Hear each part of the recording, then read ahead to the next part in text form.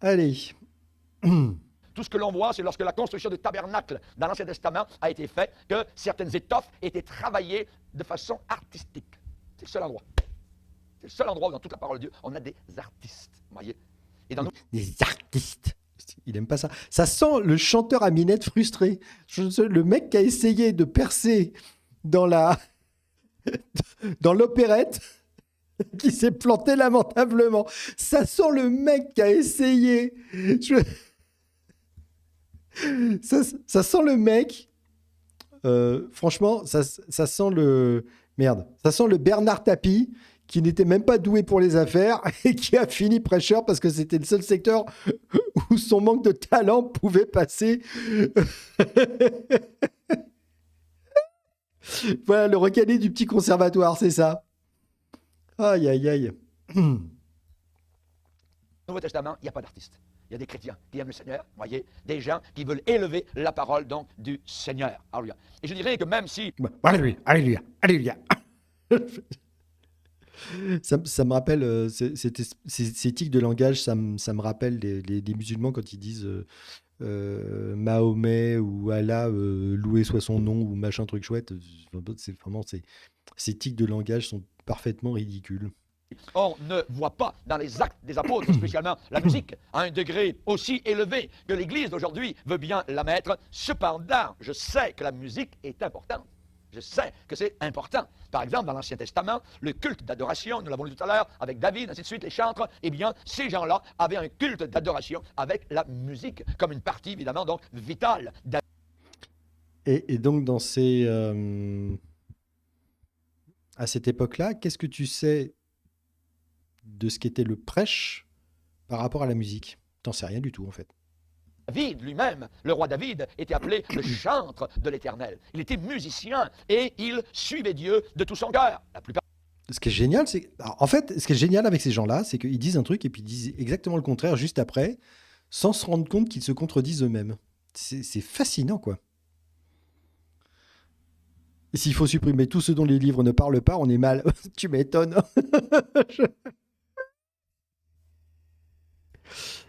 Ah, bon, on continue. du temps, voyez, le livre des psaumes qui a été écrit, beaucoup de psaumes ont été écrits par David. Eh bien, dans ce livre, il y a beaucoup d'exhortations à se servir de la musique pour adorer Dieu, pour honorer Dieu, pour louer Dieu. Lisez avec moi quelques-uns, par exemple, quelques passages dans le psaume 146.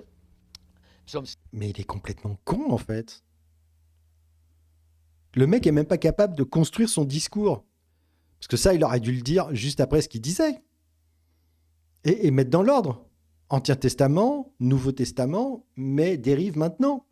Le mec n'est même pas capable de construire son discours. C'est affligeant. 146, juste je dirais, le psaume 146, 147, 148, 149, 150, sont tous des psaumes, les Ah, il s'est compté jusqu'à 150, c'est bien. derniers de livre des psaumes qui nous parlent de louer donc le Seigneur. Et on voit que même à certains endroits, on nous parle d'instruments. Donc, Ah ah ah ah ah, j'étais pas prêt. Ah ah ah, ah, j'étais pas prêt. Ah, la lutte. Ah oh, oh, refais-moi ça. Je me ralentis. Allez, on se la met au ralenti. Là, attention, séquence émotion. Je vous mets le déshabillage au ralenti. Vous êtes prêts? Attention. éternel. Il était musicien Un, et et il suivait Dieu de tout son cœur. La plupart du temps, voyez, tu leur dis le livre des psaumes qui a été écrit beaucoup. Ah, le procédé est laid, mais c'est terrible.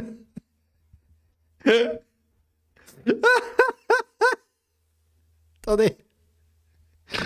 Vous foutez de ma gueule à chaque fois, donc on va lui mettre un petit peu de zik.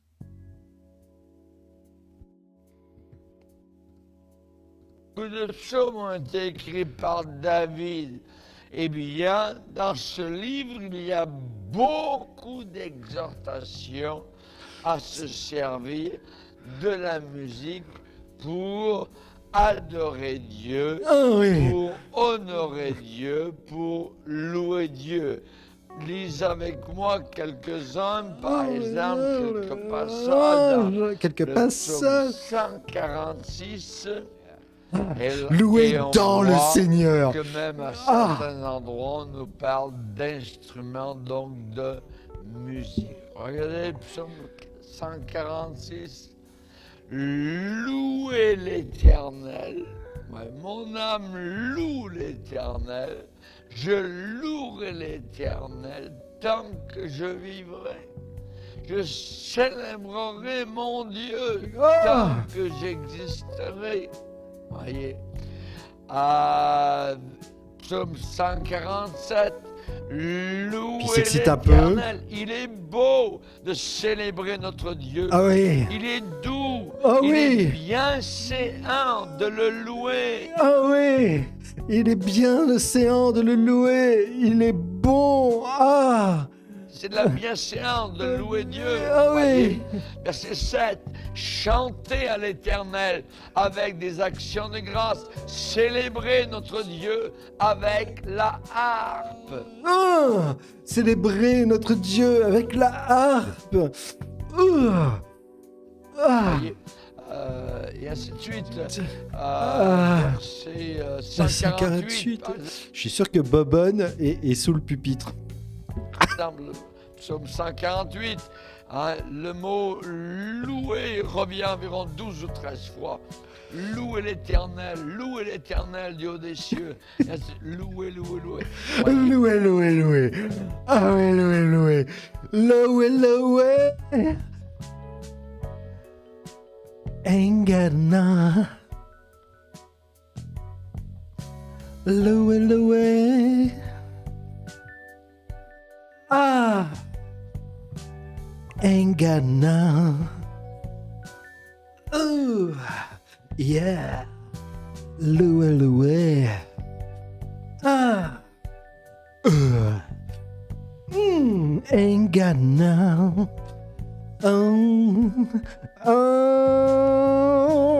Loué, loué. Yeah, ain't got enough. Qu'est-ce que vous en pensez? C'est chaud, non? Mais beaucoup de loué. Beaucoup de loué. Ah! Et, psaume 149, louez l'Éternel, chantez à l'Éternel un cantique nouveau, chantez ses louanges dans l'assemblée des fidèles. Voyez, et donc on nous parle du tambourin, on nous parle de la harpe, voyez. Au psaume 150, louez l'Éternel, louez Dieu dans son sanctuaire. Louez Dieu dans son sanctuaire. C'est terrible. Louez-le dans l'étendue où éclate sa puissance. Oui, sa puissance. Louez sa puissance. Ah oui. Évidemment, je loue Dieu parce que Satan m'habite. Hein? Verset 3, louez-le au son de la trompette, louez-le avec le luth et la harpe, louez-le avec les instruments à cordes, et ainsi de suite. On voit que très souvent on nous demande de louer le Seigneur avec des instruments de musique. Mais le mai arrive. Bon, qu'est-ce que vous pensez de cette séquence? Ça a le coup, non? C'est énorme. Ouais, c'est ça.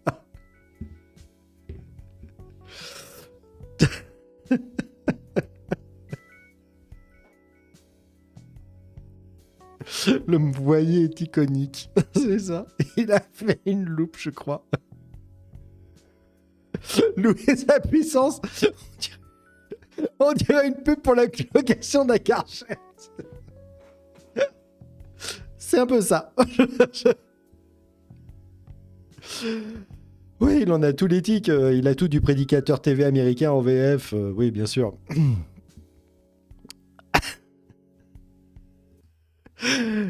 vache. Bon, je vais le remettre en vitesse supportable, c'est-à-dire 1,5 fois la vitesse normale, hein, parce que sinon on va pas s'en sortir. Mais il y a un Mais- danger. Mais- Le danger caché de la musique.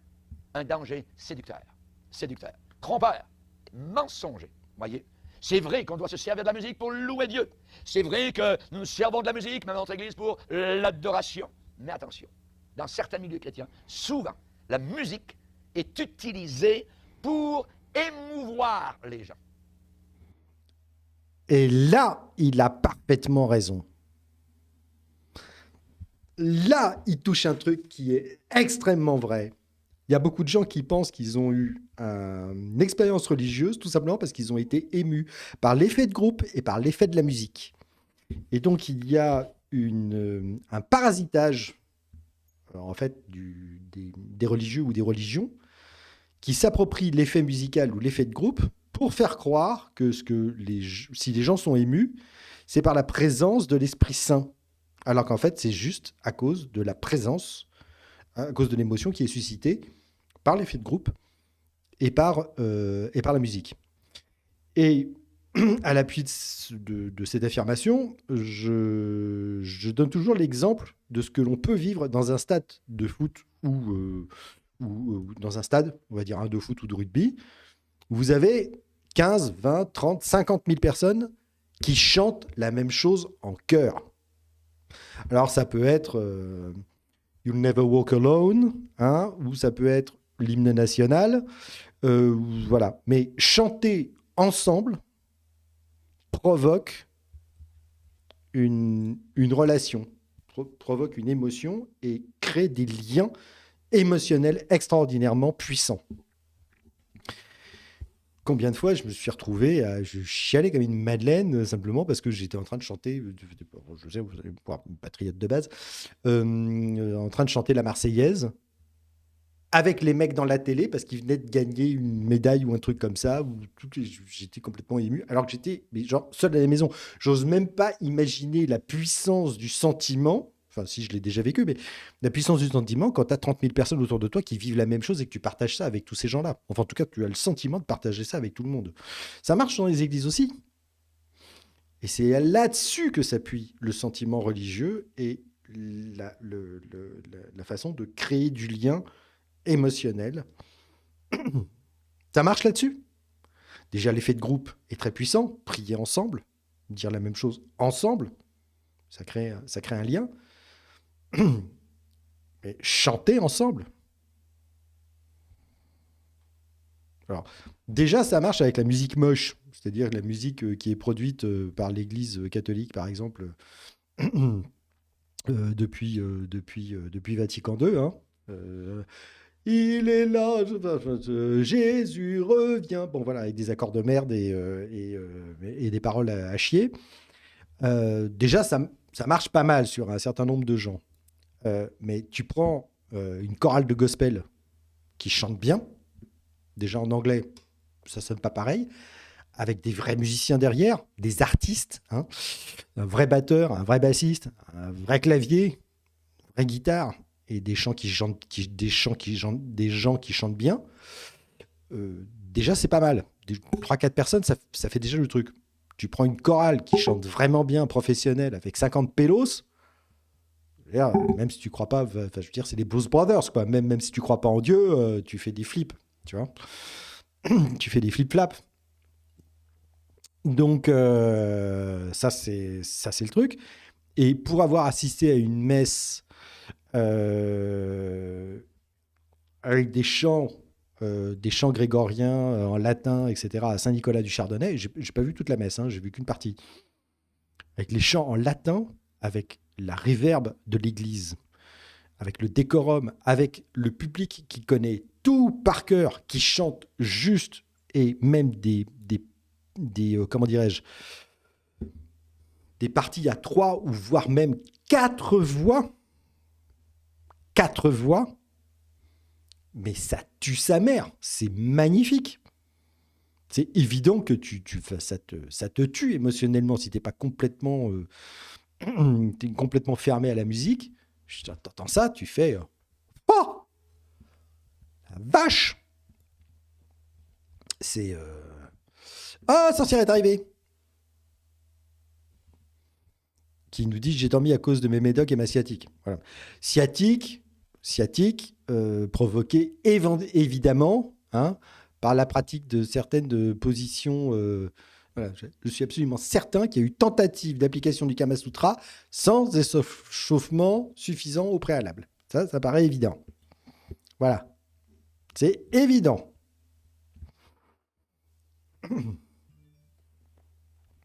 Chocolatine a raison, le public n'a pas besoin de chanter juste, la moyenne sera bonne et juste, il y a une vidéo sympa. Oui, de Fouloscopie, qui est vachement bien. Pourquoi la foule chante toujours juste, en moyenne. Voilà, ça c'est vachement intéressant. C'est une très bonne vidéo, effectivement, de la chaîne Fouloscopie, que j'aime beaucoup, qui est vraiment très intéressante. Faite par Mehdi, comment il s'appelle Mehdi, je me souviens plus. Oui, il avait fait une vidéo sur pourquoi la foule, en général, chante juste. Et oui, alors la puissance du chant ou choses comme ça. Moi qui n'étais pas croyant, j'ai chanté dans une chorale à Saint-Germain-des-Prés, voilà, pendant quelques années, à l'époque où j'avais pas encore mué. Donc entre mes 10 et 15 ans, ah non, parce qu'après j'étais en pension, donc c'était avant que j'aille en pension, donc entre mes 10 et 13 ans, voilà, c'est ça. Donc j'ai chanté dans une chorale, donc catho, donc on chantait pour la messe le dimanche, et non seulement à Saint-Germain-des-Prés, mais aussi à Saint-Sulpice. Voilà, je peux vous dire que ça marche bien. Voilà, on n'était pas beaucoup, on était une trentaine peut-être, avec 4 voix, soprano, alto, ténor, basse. Oui, il y avait les 4. Et l'Ave Maria de Gounod, ça emporte, hein. Même si t'y crois pas. Ah, bon, on va repartir sur les voyers. Préparez vos shots.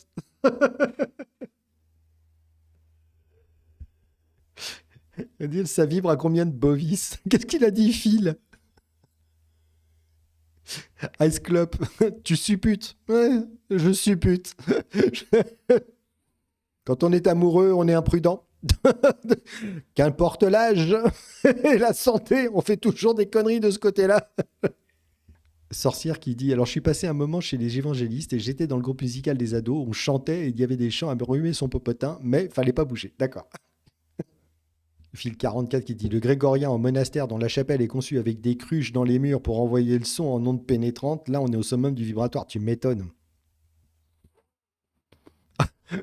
Si vous avez jamais vu cet épisode de Kaamelott, il faut voir l'épisode de Kaamelott où le prêtre refuse qu'on utilise des quintes diminuées. C'est génial. C'est magnifique. Pépin qui dit tu nous as trouvé une pépite là quand même. C'est pas dur, hein, franchement. C'est comme le petit pousset, hein, ils en sèment un paquet, quoi. Suffit de se pencher, quoi. La canne juste. Je pensais à la canne diminuée. C'est terrible. Porte une pédale. Oh, pardon. Non, cet épisode est fabuleux. Bon, en même temps, moi, Kaamelott, il y a peu de trucs que j'aime pas. Même les saisons où c'est moins drôle, où c'est plus cinéma et c'est un peu plus dramatique, j'aime bien parce que je suis très fan d'humour noir. Mais tout l'humour absurde des 4 premières saisons,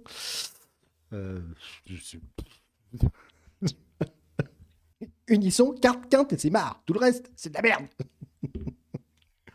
Surtout que c'est vrai, c'était interdit. Ça s'appelait les accords du diable. C'était interdit. La sixte, ils en voulaient pas. La quinte diminuée, ils en voulaient pas. Mineur 7 quinte bémol, je t'en parle même pas. Bon, alors on continue avec l'autre là. Allez, on continue. Pour émouvoir les gens au lieu d'être utilisés pour adorer Dieu. Et on pense que lorsque les gens sont émus, que là, Dieu est présent. Ça ne veut pas dire cela. C'est une erreur mensongère de se servir de la musique pour émouvoir Je suis très content je suis très très très content qu'il confirme ça. les gens, au lieu d'adorer le Seigneur. Nous ne sommes pas là pour jouer sur les émotions des gens. Sans déconner. La peur de l'enfer, c'est pas jouer sur les émotions des gens? La peur du péché, c'est pas jouer sur les émotions des gens? Ils sont magnifiques. Ils sont fabuleux. Ces gens sont fabuleux. Nous sommes là pour louer Dieu. Le temps de louange, d'adoration n'est pas centré sur nous, mais centré sur lui. C'est vers lui que doivent monter nos louanges. Et si nous sommes émus, gloire à Dieu. Voyez. Mais nous ne sommes pas là pour émouvoir spécialement les gens. Donc, un autre danger, on va le voir.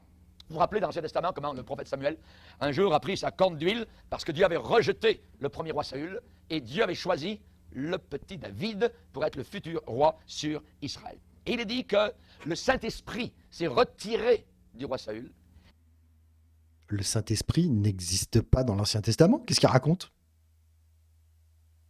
What? Le Saint-Esprit, c'est une invention du christianisme? J'ai jamais entendu ça, quoi. Le Saint-Esprit s'est retiré, avec ou sans préso. Et le Saint-Esprit a commencé à saisir David. Voyez? Ah, ah, il se retire de Saul et il saisit David. Ça devient intéressant. Continue, raconte-moi la Bible. Un petit peu. Le Saint-Esprit se retire de l'un et le même Saint-Esprit commence à agiter, à se servir. Ah, on la remet. Ah, on la remet. Je la remets. Je ne peux pas ne pas la remettre. Pardon, mais attention. Je note la séquence. Et il est dit que le Saint-Esprit s'est retiré du roi Saül et le Saint-Esprit a commencé à saisir David. Vous voyez un petit peu? Le Saint-Esprit se retire de l'un et le même Saint-Esprit commence à agiter, à se servir du petit David. L'Esprit de Dieu est venu sur David et le Saint-Esprit s'en va. Je sais pas quel âge avait David. On est à la limite de la la dépophilie.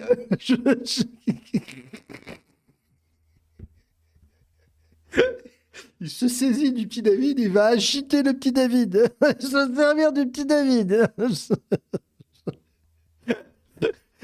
Et par-dessus, t'as le grand prêtre avec l'huile pour que ça glisse mieux. Vous vous souvenez, il a pris sa corne d'huile. Le Saint-Esprit se retire de Saul. Faut pas se demander pourquoi le grand prêtre il a sorti l'huile avant que le Saint-Esprit se saisisse du petit David.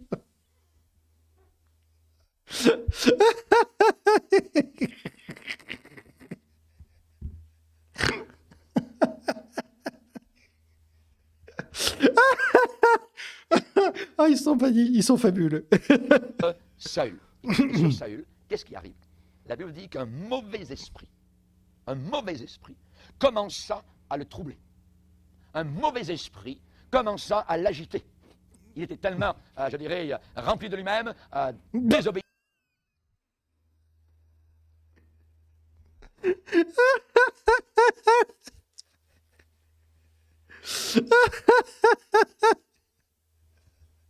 Ça à l'agiter.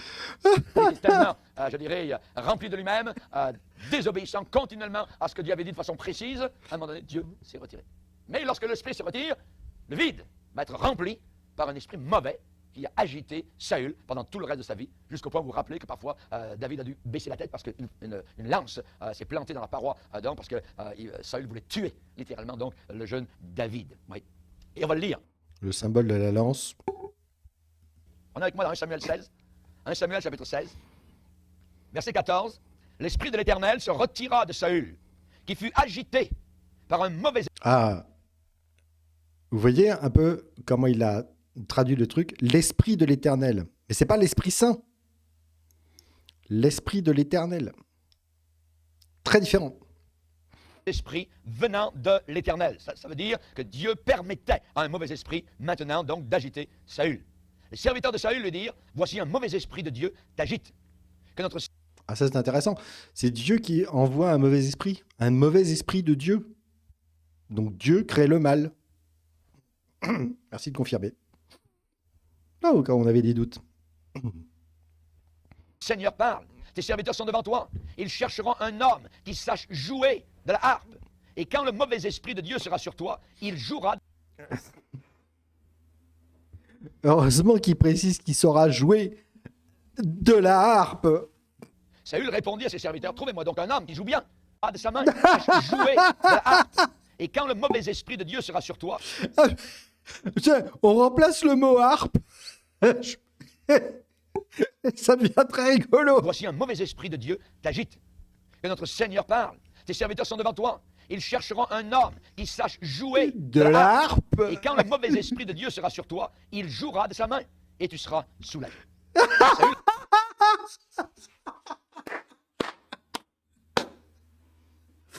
C'est fabuleux. Il jouera de sa main et tu seras soulagé.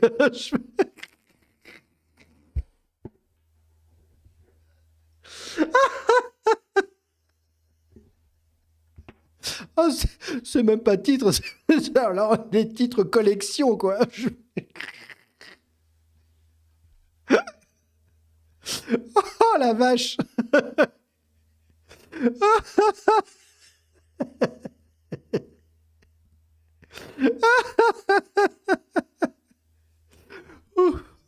Il répondit à ses serviteurs, trouvez-moi donc un homme qui joue bien. Trouvez-moi un homme qui joue bien de la harpe.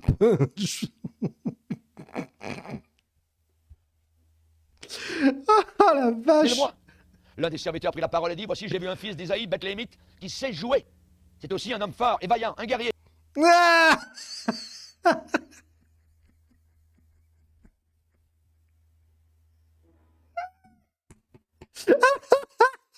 C'est un homme fort et vaillant, un guerrier. Il sait jouer de la harpe. Oui, Chocolatine, qui perd pas le nord, il joue de la flûte aussi. Purple Pénitence, heureusement il est vaillant. Bienvenue dans le chat.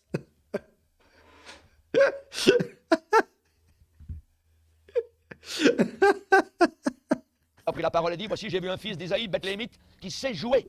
C'est aussi un homme fort et vaillant, un guerrier, parlant bien et d'une belle figure. Et l'Éternel est avec lui.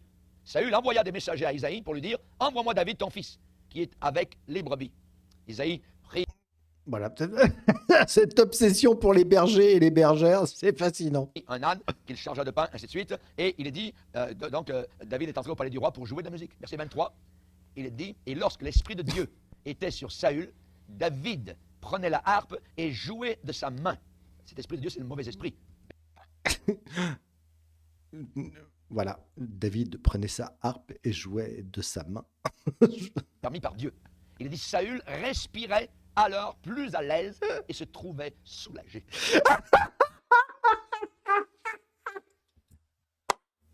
Ces gens sont fabuleux. Il respirait mieux. Il était soulagé.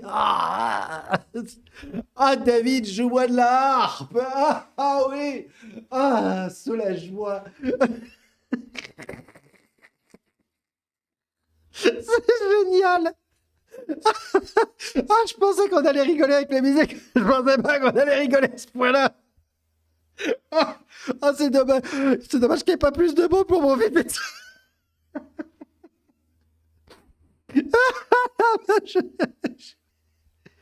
Ouais, je sais pas combien il y a de cordes à la harpe.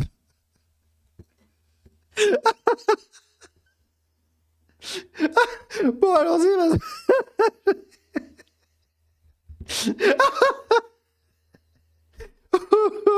Bon, c'est génial. Non, mais les textes bibliques, c'est une bonne partie de rigolade.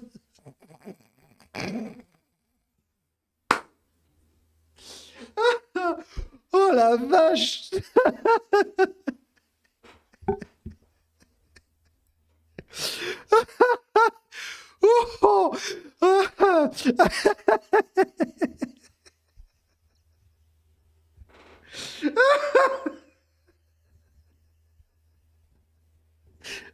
Non mais c'est pas possible.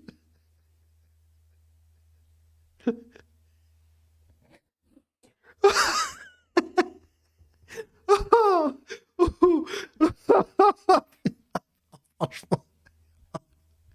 on rigole bien. Comme disait Omar, on rigole bien. Je...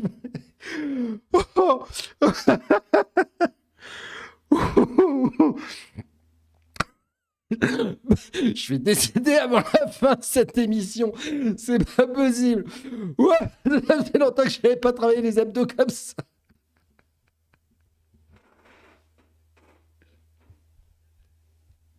Appelez Gaïs, j'ai trouvé une nouvelle méthode.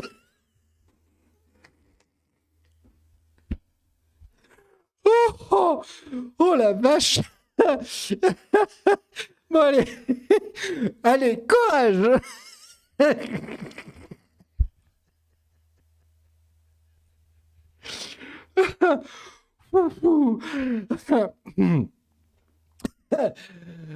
Bon.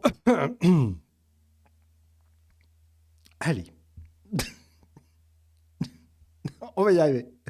Et le mauvais esprit se retirait de lui. Je ne sais pas si vous voyez un petit peu l'histoire. Si, on voit bien. Si, on a une bonne vision du truc. Je te rassure, Pépère. Oh,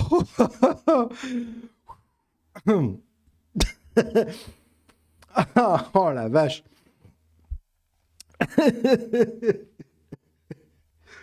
Ouf, allez. C'est que Saül a trouvé un moyen de diminuer l'influence de ce mauvais esprit. Il a trouvé un moyen pour retenir, d'une certaine manière, ce mauvais esprit. Saül aurait dû se repentir de son péché. Mais il ne s'est pas repenti. Il a amené la musique dans sa maison. Et la musique apaisait pendant un certain temps sa vie, sa respiration, et le mauvais esprit se retirait. Voyez? Bah donc l'effet de la musique était positif, du con. Putain, mais... Cette capacité qu'ils ont à marquer des buts contre leur camp, c'est absolument extraordinaire. Est-ce que c'est là une méthode de se repentir? Il y a des chrétiens qui ont des péchés sur le cœur.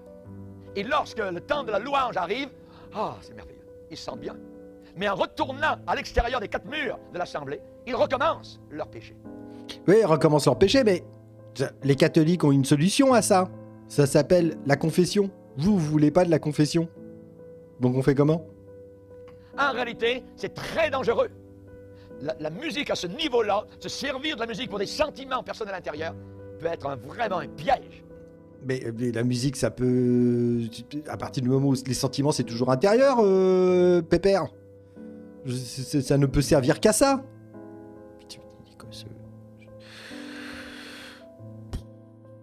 De l'ennemi. En fait, à cause de sa connerie, on passe de je pleure de rire à je pleure tout court, en fait. C'est effrayant. Est-ce que c'est là le moyen de se repentir? Jouer de la musique, au lieu de venir devant Dieu et de dire « Dieu, pardonne-moi. Je reconnais que je suis un pécheur, que vraiment, je n'ai pas obéi à ce que tu me demandais. » Saül n'a jamais fait ça. Il n'a pas jeûné, il n'a pas prié, comme Néhémie, qui lui, par exemple, a cherché à changer la pensée de Dieu. Néhémie d'Acadée, magnifique chanson, si vous ne connaissez pas, de Mathieu Bogart. Il s'est mis dans le jeu de la prière.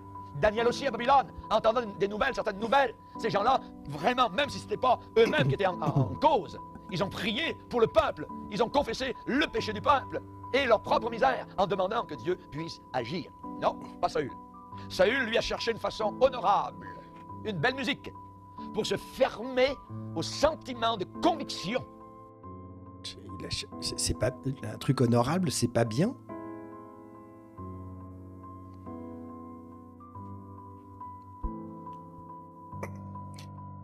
Chercher une solution honorable, c'est pas bien. Mais est-ce que ces gens s'écoutent?